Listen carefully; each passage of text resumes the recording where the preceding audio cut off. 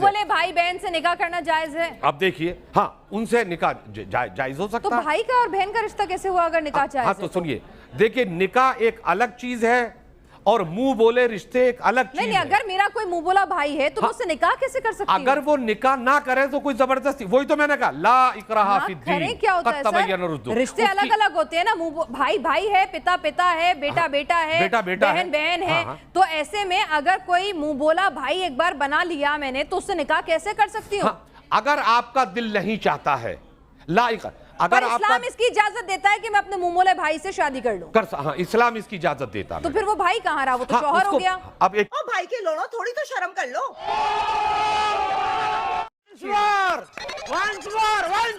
एक जोड़ा ऐसा है, एक भाई बहन ऐसे हैं, उन्होंने भाई बहन उन्होंने कर लिया, अगर वो उस भाई बहन के बंधन को मजबूती से निभा सकते हैं और वो नहीं करते तो इसमें भी कुरान उनके खिलाफ कोई सजा का या जंग का ऐलान नहीं करेगा। जब चाहे भाई बहन बन जाए, जब चाहे शौहर और बीवी बन जाए। नहीं, वो तो जाहिर सी खूनी रिश्तों का मकाम अलग होता है, मुंह बोले रिश्तों का मकाम अलग होता है मैडम। ये तो यानी मुंह बोले रिश्ते, फिर रिश्ते कहाँ रहे? तो रिश्ते नहीं, मर्यादा, इज्जत और एहतराम अगर वो कर सकते हैं, लेकिन हाँ शरीयत अगर भविष्य में कभी इस तरीके की कोई हालात पैदा हो जाएं, गृहस्थी में, दुख में, तकलीफ में, अगर वो उस रिश्ते करने के बाद के अब तक हम इस अंदाज के थे, अगर वो भविष्य में निकाह कर लें तो बहरहाल शरीयत इसकी इजाजत देती है। यानी मैं अपने मुंह बोले भाई को पहले राखी बांधूं और फिर उसके बाद अगर एक मुस्लिम लड़की अपने मुंह बोले भाई को पहले राखी बांधे तो इसकी इजाजत भी है, और फिर उस मुंह बोले भाई से अगर निकाह कर ले तो इसकी इजाजत भी है। ठीक समझी मैं? हाँ बिल्कुल सही है मैडम आपकी बात। ओके। सचवाला साहब ने कहानी सुनाई। सचवाला साहब ने बताया, पैगंबर साहब का रेफरेंस देके एक कहानी, एक वाकया उन्होंने जो है बताया, उन्होंने उनकी जिंदगी से जुड़ा हुआ, और उसके बाद उन्होंने एक आयत का जिक्र किया। उन्होंने कहा उसके बाद से तमाम ऐसे रिश्तों को अलग ठहरा दिया गया। वो पूरा सुना नहीं पाए मैडम, वो पूरा नहीं सुना पाए। सचवाला साहब पूरा सुना दीजिए। पूरा नहीं कर पाए वो। अरे मुझे तो हंसी आती है इनके ऊपर। हज़ाब की आयत।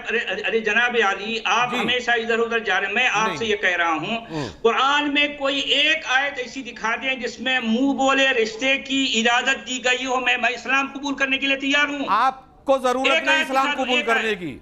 इस्लाम आपके इस्लाम का मोहताज नहीं।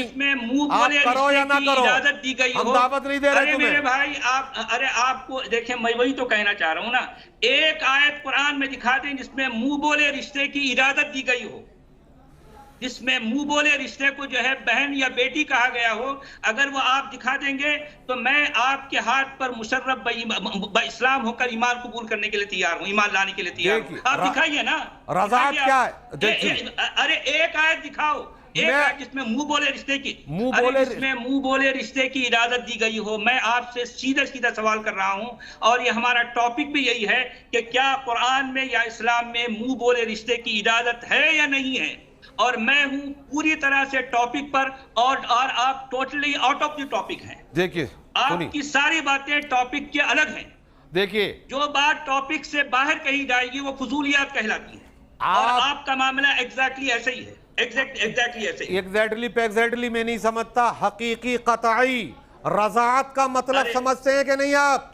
रज़ात क्या चीज होती है? रिश्ते की इजाजत की बात करते हैं, मुंह बोला वही रिश्ता है जो हजरत दाई हलीमा। भाई मुंह बोले रिश्ते की इजाजत की एक आयत दिखा दे, मैं इस्लाम कबूल करने के लिए तैयार हूँ। देखिए, आप इस्लाम कबूल ये इजाजत दे रहा हो कि जो है मैडम आप इनको छुपाइए, जब तो मैं जवाब दूं।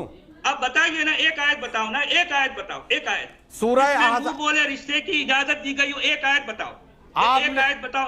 अब सूरह बताओ आप। सूरह अहज़ाब का मतलब आपने सूरह अहज़ाब की बात कही। एक आयत बताओ। अरे मैं एक नहीं 10 आयतें बताऊंगा, आप तो चुपोगे नहीं। सूरह अहज़ाब का, आप सूरह अहज़ाब का भी बोला। सूरह अहज़ाब का मतलब क्या? सूरह अहज़ाब का मतलब बताइए।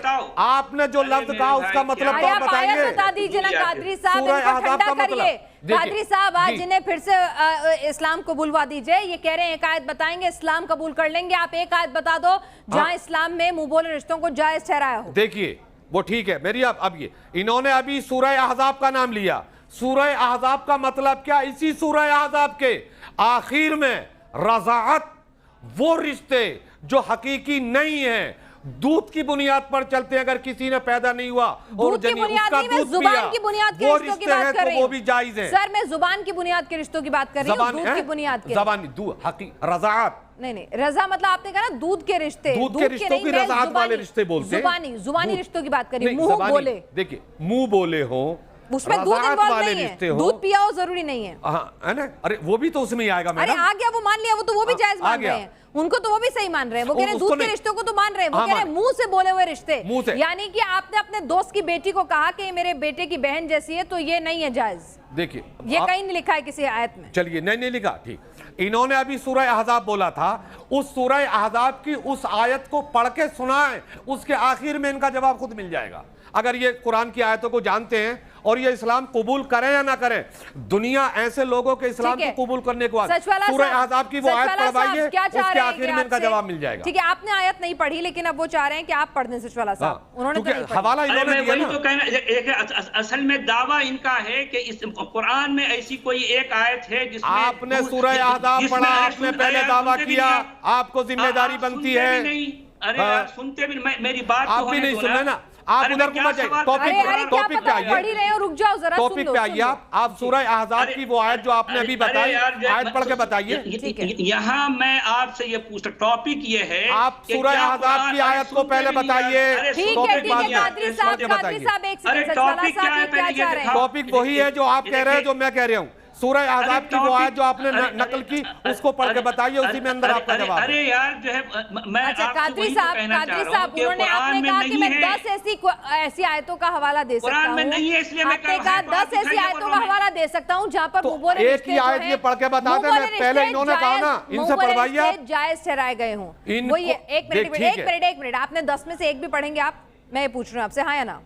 इनको हाँ या ना? इनका छोड़िए ना, इनका इनसे पूछूंगी ना, आपका आपसे पूछ रही हूँ, मैं इनका आपसे इनसे पूछ रही पूछूंगी, हूं। अभी रुकिए ना, सबर ये रखिए, कुरान उनकी बारी की- भी आएगी। मैंने आपसे पूछा, आपने कहा मैं 10 ऐसी कुरान हदीस की आयतों का हवाला दे सकता हूं जहां पर मुंह बोले रिश्तों को जायज ठहराया गया है, कोई एक पढ़ना चाहेंगे आप, हाँ या नहीं? हाँ या ना? मेरे पास हैं, पढ़ेंगे, सुनिए ना, पहले पढ़ेंगे, इन्होंने, छिपाकर मत रखिए, पढ़ भी डालिए। अरे क्यों पढ़ते हैं? दूसरी क्यों पढ़ते चीज ये कि मतलब? जो उनको गलत इन्होंने साबित करने के लिए पढ़ दें। इन्होंने जो कुरान कहाँ ले उन रिश्तों जाएंगे के ऊपर रख के? दिया, तो इनसे कहाँ भी ले इसको जाएंगे करवाइए रख के? आप। पढ़ ये- दीजिए ना, दूध मैंने का तो दूध, इतनी पानी का आयतें पानी पढ़ कर दी, इन्होंने तो दीजिए, एक भी नहीं कर पढ़ी दीजिए अभी ना। तक। पढ़ दीजिए आप, चलिए इन्होंने ठीक है, तो आप एक भी नहीं पढ़ी। आप नहीं पढ़ेंगे, वो छुपा के रखेंगे। सचवाला साहब आप और पढ़ेंगे क्या? अरे कम से कम इनसे भी तो अरे बुलाओ, पूछ रही हूँ ना, बैठे हैं अरे दोनों। आपके सामने पूछ रही हूँ, अभी सबर रखेंगे तो सचवाला साहब, इन्होंने कह दिया उनके पास 10 है पर मैं नहीं पढ़ता, आप बताइए, आप भी अच्छा, ये कह रहे हैं असल कि में मेरे पास मैं है, मैं वही नहीं तो पढ़ता। कहना चाह रहा हूँ ना। अरे सुन लीजिए, नहीं मेरी पर वो बात कह रहे हैं सुनिए। आप पढ़ दीजिए, आप अरे पढ़ेंगे नहीं पढ़ेंगे? मेरी बात सुनो, अरे मेरी बात सुनो हाँ, भाई। बोलिए, बोलिए। अगर होगी तो मैं पढ़ूंगा ना, मैं ये कह रहा हूँ नहीं है, नहीं है। सूरह मैं तो अहज़ाब की पढ़ा- आप पढ़ के पढ़- सुना दो ना, नहीं। सूरह अरे- अहज़ाब की अरे- पढ़ के अरे- सुनाओ अरे जब भी यार, तो। अरे खाली पूरे पर्दे में कुरान रहने से कुछ नहीं होता अरे प्यारे, यार, मैदान में अरे आओ। यार, अरे यार, करने से क्या होगा? जंग करना है, लड़ाई करना, कुश्ती लड़ना है, कुश्ती लड़ने के लिए आए हैं। किसको कुश्ती नहीं कुश्ती लड़ी? लड़ना है अब। कुश्ती कौन अरे लड़ेगा? तो आपकी बातें ऐसी ही हैं, आपकी बातें नहीं, ऐसी हैं। अरे तो आप सूरह अहज़ाब अरे की मेरी आयत तो बात पढ़ी, सुनो, सूरह अहज़ाब की आयत तो पढ़ दीजिए, क्यों परेशानी हो रही है? देखिए, सुन लीजिए, अरे यार मेरी बात तो सुनते नहीं यार, जो है मैं बोले बात ही जाते हैं सुनना है बीच 1 में। घंटे से, ये हुद्दा तिद्दी अरे हो रही है, सुन लो। बात नहीं हो रही। अरे मैं- कुरान की आयत, मैं फिर सूरह सवाल अहज़ाब की दोहरा आयत देता हूं। पढ़िए, सूरह अहज़ाब पढ़िए। ठीक है मौलाना साहब, अरे जहाँ मैं- तक मौलाना साहब मुझे एक जानकारी मिली है कि अगर किसी बेटी को, बच्ची को, एक छोटी बच्ची को भी अगर आपको पनाह देनी है, अपने घर में अपने साथ रखना है, तो आप उसे अपनी बेटी बना के या मुंह बोला रिश्ता कह के कि चलो मैं इसे बेटी मानता हूँ और इसे पनाह देता हूँ, नहीं रख सकते। अपने भतीजे, बच्चे, किसी के साथ उसका निकाह कराना होगा, उसके बाद ही आप उसे अपने घर ला सकते हैं। तो यहाँ तो इस्लाम इस तक की इजाजत नहीं देता, इतने भी मुंह बोले रिश्ते बर्दाश्त नहीं कि किसी को पनाह देने के अच्छा लिहाज सुन से भी लीजिए, आप मेरी ले बात आइए। सुन लीजिए जरा, ठीक है, जरा मेरी एक बात सेकंड, सुन कादरी लीजिए। साहब आपके पास इसका जवाब लेने आऊंगी। हमारे पास सचवाला साहब कुछ बोलना चाह रहे हैं, जी बोलिए।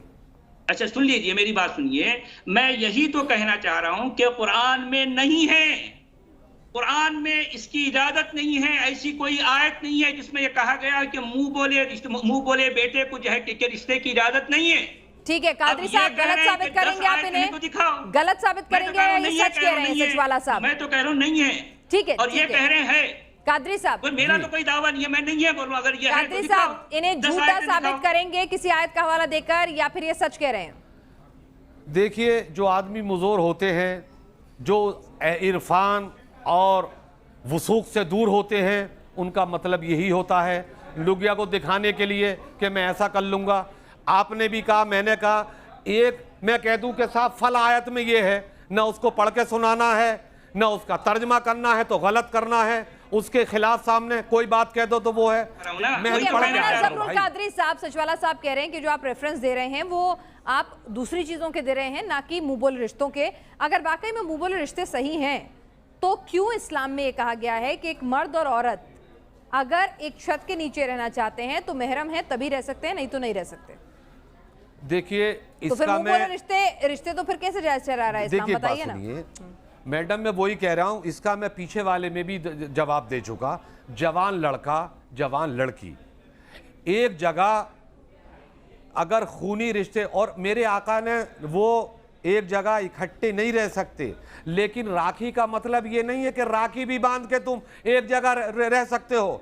ये घरों में भी जायज है। सामाजिक एतबार से आप देखिए कि जब लड़का या लड़की मैं सामाजिक नहीं, मैं इस्लामिक एतबार की बात कर रही हूँ। जब सामाजिक सही होता है आपने तो ये बताया, देखिए भाई, एक समाज में तो अगर आपने किसी को जबान से बहन भी बोल दिया तो उससे निकाह का सोचना क्या, उसके ऊपर आंख उठा के देखना भी पाप है। लेकिन एक समाज में आप कह रहे हैं कि भाई आपने राखी भी बंधवा ली, बहन भी मान लिया और उसके बाद निकाह भी कर लिया, ये भी जायज है।